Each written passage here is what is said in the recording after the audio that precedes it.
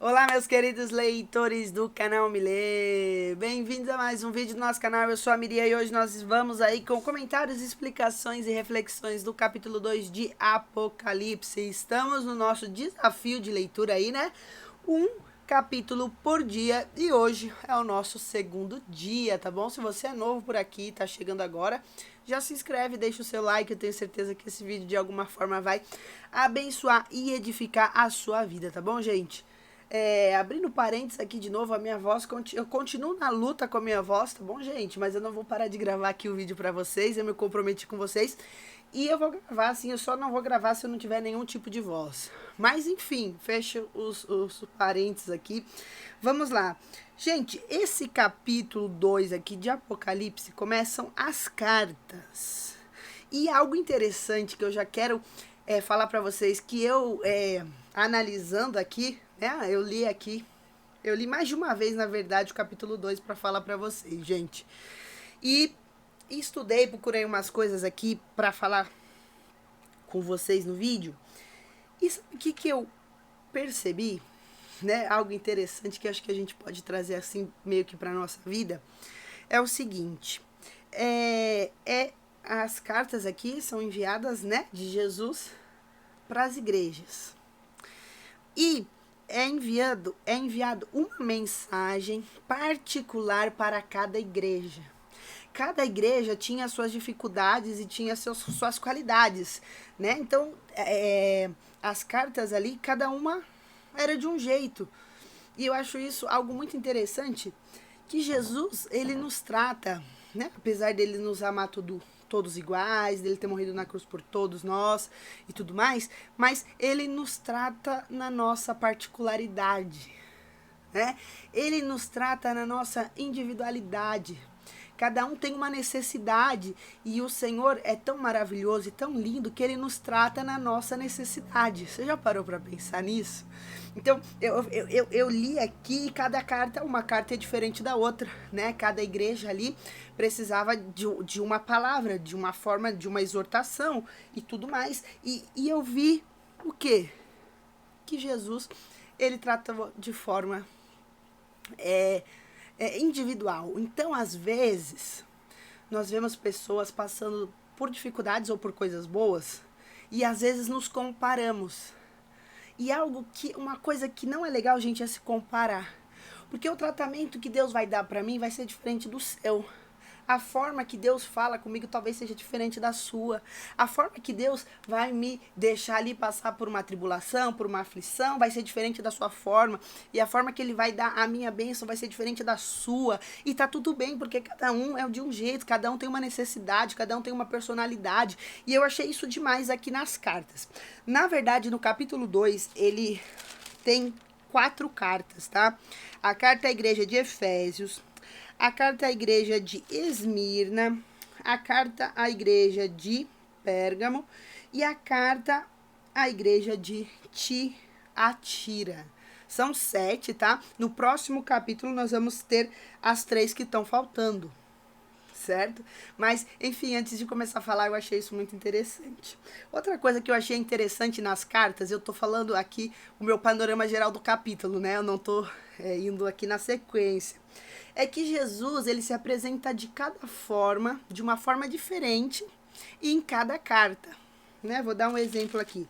Na primeira de Efésios, ele se apresenta aqui, né? Estas são as palavras daquele, no versículo 1, daquele que tem as 7 estrelas nas mãos, à direita, e anda entre os 7 candelabros de ouro.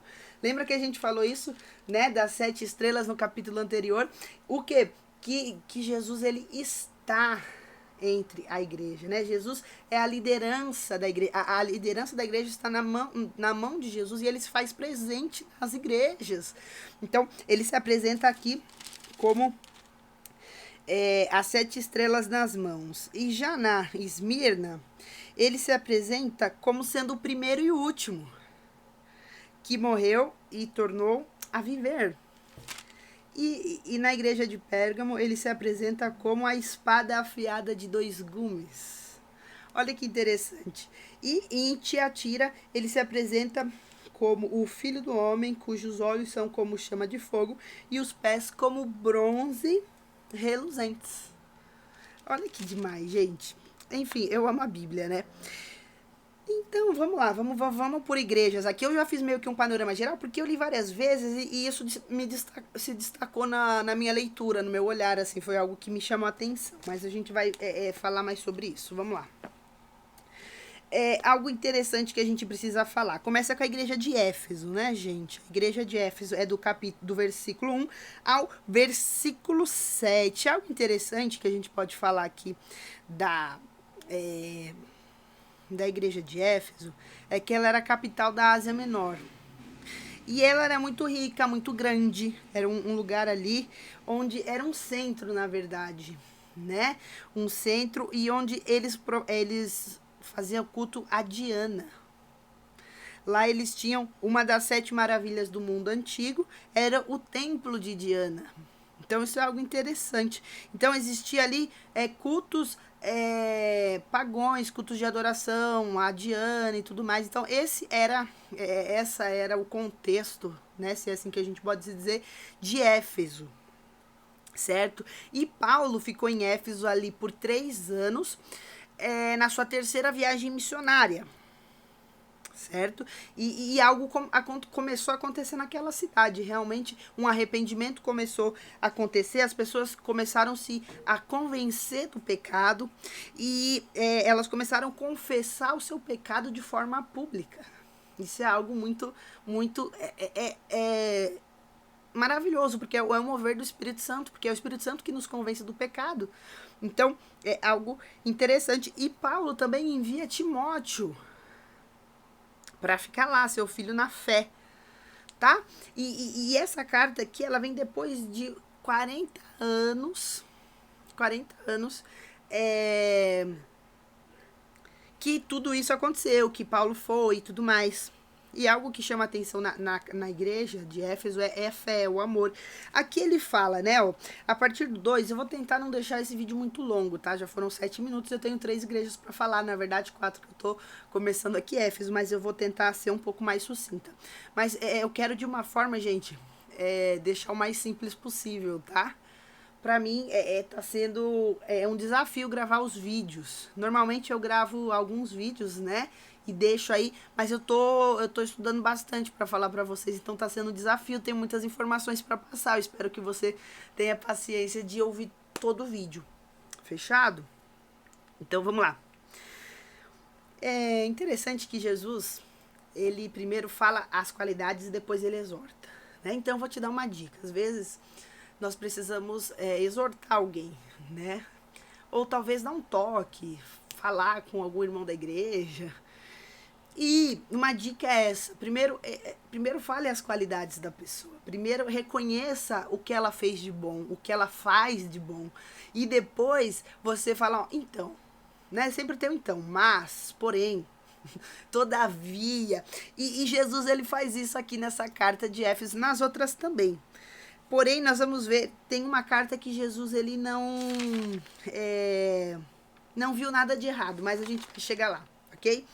Então ele fala assim, ó, no versículo 2, conheço as obras do seu trabalho árduo, a sua perseverança. Sei que você não tolera homens maus, que os põem à prova, os que dizem ser apóstolos, mas não são. Aí, no versículo 3, você tem perseverado e suportado o sofrimento por causa do meu nome, e não tem desfalecido. Então, aqui são os elogios. Olha o que ele está vendo ali na igreja de Éfeso. E aí, no 4, ele fala o problema, né? Contra você, porém, tenho isto. Você abandonou o seu primeiro amor. Então, a igreja de Éfeso abandonou o primeiro amor. Né, Mira, o que é esse primeiro amor? Sabe quando a gente se converte, Sabe aquela coisa do primeiro amor, de você estar apaixonado por Jesus e você quer trabalhar para Jesus e você tem aquele primeiro amor de estar na casa do Senhor, de ler a Bíblia, de adorar. Sabe aquela coisa do primeiro, assim, você conheceu Jesus, sei lá, ontem, você tem aquele primeiro amor. E é isso, sabe? A gente tem que resgatar o nosso primeiro amor todos os dias. Eu acho que aí já fica também uma reflexão pra gente.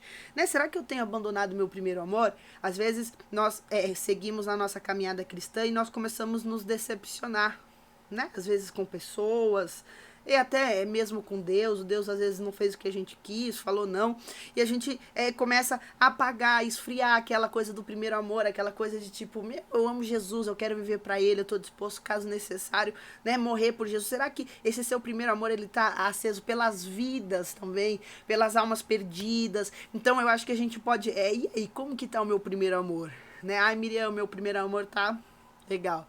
Ah, não, o meu não tá tão legal, né? Então, você entende que que ele tá dando um alerta, ó, você abandonou o primeiro amor. Lembre-se de onde caiu. Arrependa-se e pratique as obras que praticava no início.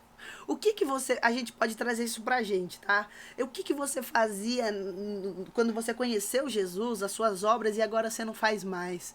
Agora você não tem aquele prazer, aquele amor. Eu acho que é muito sobre isso, sabe? Então, ele tá falando assim, ó, volte a fazer o que você fazia no início.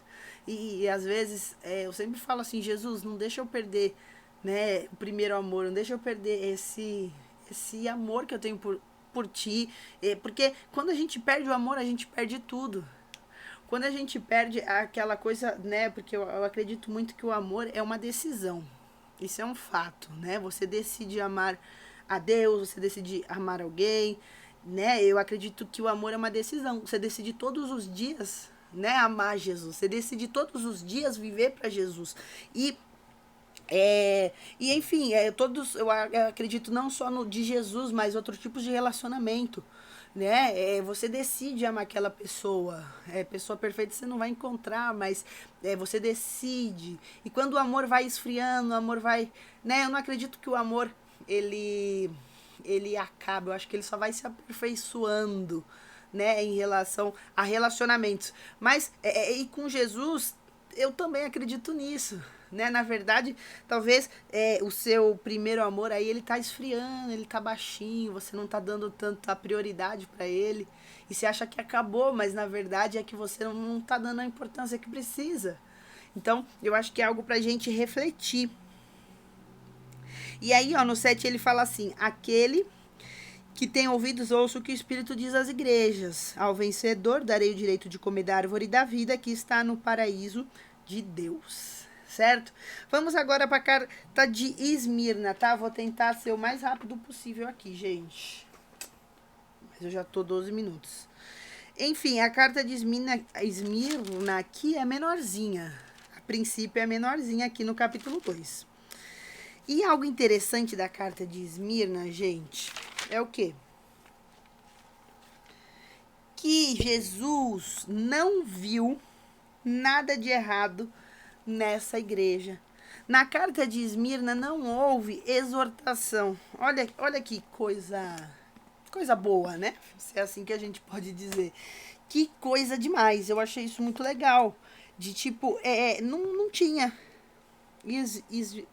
Esmirna, gente, ela ficava a 55 quilômetros aí de Éfeso, tá?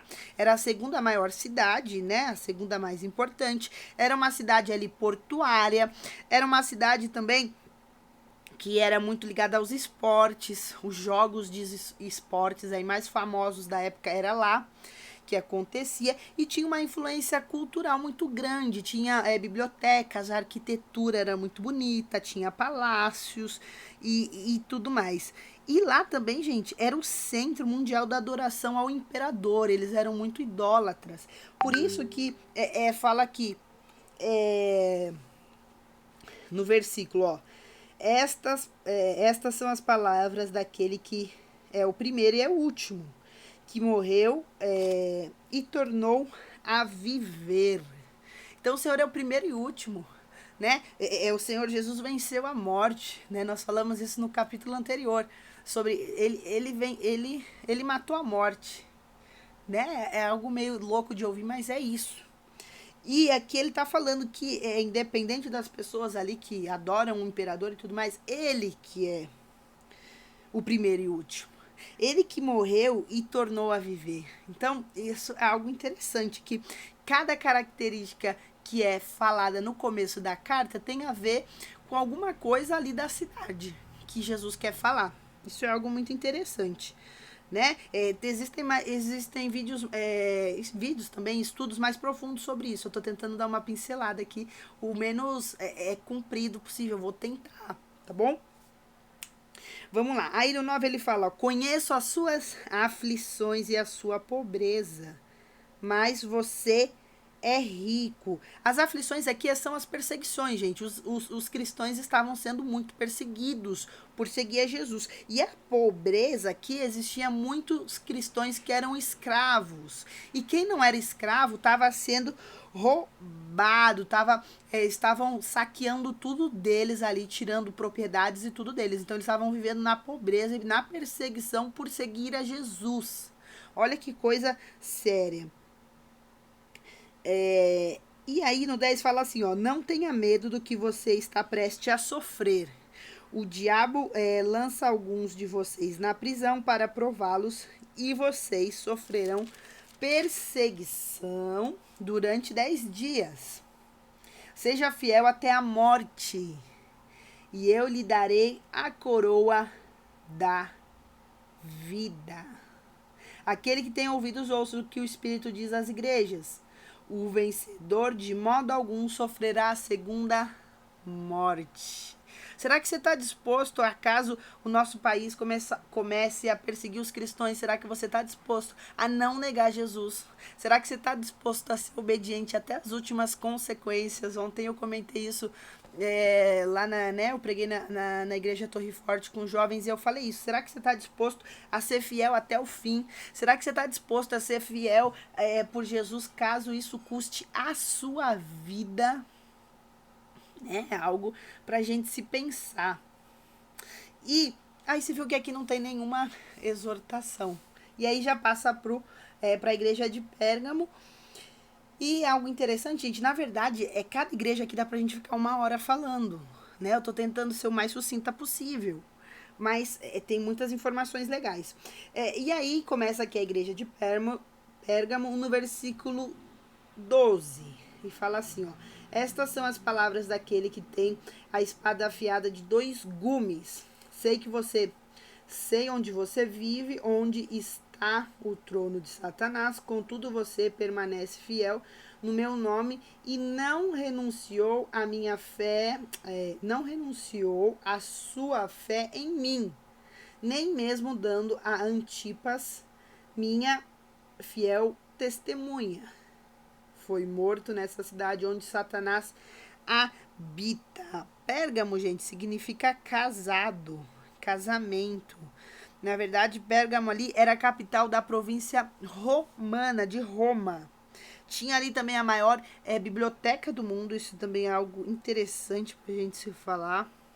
E a maior escola de medicina. E aqui o que mostra o perigo aqui da igreja de Pérgamo é a igreja se misturar com o mundo, né? Às vezes tem algumas igrejas que querem tanto, de alguma forma, né, incluir, ter algumas coisas assim, né, chamar a atenção dos jovens, e aí às vezes mistura muito e você não sabe, mas isso aqui é igreja ou isso aqui é o mundo, né?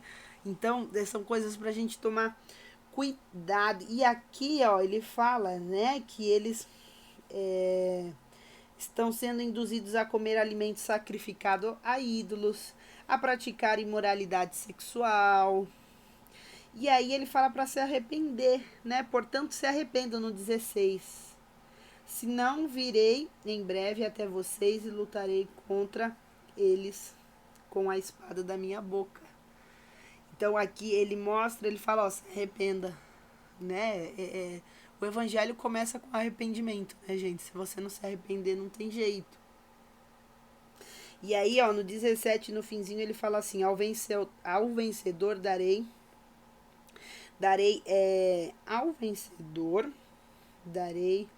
uma pedra branca com um novo nome nela escrito, conhecido apenas por aquele que o recebe. Olha que demais isso aqui, gente. A gente vai ganhar uma pedra branca, né? O vencedor, alguém que conseguir chegar na eternidade, né? Alguém que quem não negar Jesus, quem tiver firme, quem tiver lá, né? É firme com Jesus, vai ganhar uma pedra com um novo nome escrito nela. Isso é interessante, dá até pra gente fazer um vídeo só com isso aqui. Eu vou pesquisar mais sobre isso. Mas é algo, né? Olha aí, a gente vai ter um nome novo. Isso é muito, muito lindo. E por último aqui, porém não menos importante, a última carta do capítulo 2 de Apocalipse é a de Tiatira, certo? Onde Jesus aqui ele se apresenta com os olhos como chamas de fogo e os pés como bronze. E Tiatira aí é uma das maiores cartas aqui que tem. E algo interessante que Tiatira não era o centro. Na verdade, ela era um caminho entre a Europa e a Ásia. Então, passava muitos comerciantes. E o contexto ali é que começou a se formar grêmios. Grêmios, né, de vendedores de púrpura, vendedores de tantas outras coisas. E se você participasse do grêmio lá, você tinha benefícios, né? Você tinha. Só que aí também cada grêmio tinha uma divindade, você tinha que adorar essa divindade. E os cristãos que não estavam participando desse grêmio eram prejudicados. E aí fala aqui que nasce. Ele dá um nome aqui, né? Você tolera Jezabel, aquela mulher que se diz profetiza. E ela dizia que para você vencer o diabo, você tinha que viver o que o diabo queria que você fizesse, né? Você praticar o mal para você poder vencer ele. E aqui, né, no versículo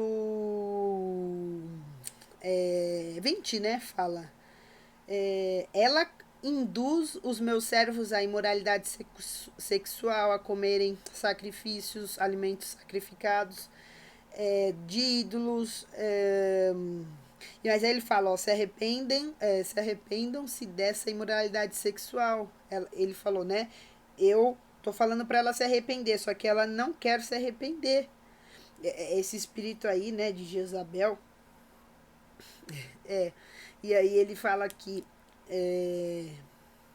por isso vou no 22, eu vou adoecê-la e trazer grande sofrimento aos que cometem adultério com ela, a não ser os que se arrependam das obras que ela pratica. Aí ele fala, matarei os filhos dessa mulher. Então, né, eu vejo que assim, às vezes o problema não é pecar, né? Não é que não é o problema, mas é ruim pecar, é lógico. Mas o problema é não se arrepender, né? Porque é isso que ele tá falando. Ele, ó, você fez, mas se arrependa, porque eu quero, né? Vamos ter um conserto. Mas se a pessoa não se arrepende, gente, não existe. Como que vai ser o conserto? Não vai, né? Vai ter. Infelizmente, não vai ter conserto. E aí no 26 fala assim: já estou terminando. Aquele que vencer e fizer a minha vontade até o final, darei autoridade sobre as nações. Ele as governará com cetro de ferro e as despedaçará como um vaso de barro. Eu lhe darei a mesma autoridade que recebi do meu Pai. Também lhe darei estrelas da manhã. Aquele que tem ouvidos, ouça o que o Espírito diz às igrejas. Na verdade, cada igreja dessas 4 dá pra gente falar 1 hora, gente. Eu tentei ser o mais sucinta possível. Desculpa que ficou um pouquinho longo o vídeo. Mas enfim, você ficou com dúvidas, sugestões? Comente aqui. O que você achou que seja? Talvez o versículo que você mais gostou não foi o que eu citei, não foi o que eu falei. Fala aqui pra mim, vamos conversar, vamos discutir um pouquinho. Gente, eu tô aprendendo muito. Eu ouço várias vezes Quer dizer, eu leio o capítulo, aí depois eu ouço e leio, aí eu leio de novo, aí o que eu não entendo eu vou pesquisar, eu vou ver algumas coisas, eu tenho várias anotações aqui que a gente vai se falando. E enfim, eu tô aprendendo muito com Apocalipse, tá sendo um desafio gravar esses vídeos, mas enfim, Jesus tá me dando graça, eu tô aprendendo muito, eu sei que tudo que eu tô aprendendo aqui vai ficar gravado no meu coração. E é isso, tá bom? Um beijo no seu coração. Amanhã a gente se vê no 3º capítulo de Apocalipse. Convida alguém para fazer junto. Ainda estamos no 2º dia, né? Vamos ter aí 22 dias, 22 capítulos. Na verdade, agora é 20. Então, convide alguém para fazer junto com a gente, tá bom? Lembrando que o último capítulo nós vamos fazer ao vivo no Meet, ok? Se der tudo certo. Um beijo no seu coração e ora aí para minha voz ficar boa, tá bom? Tchau, um beijo.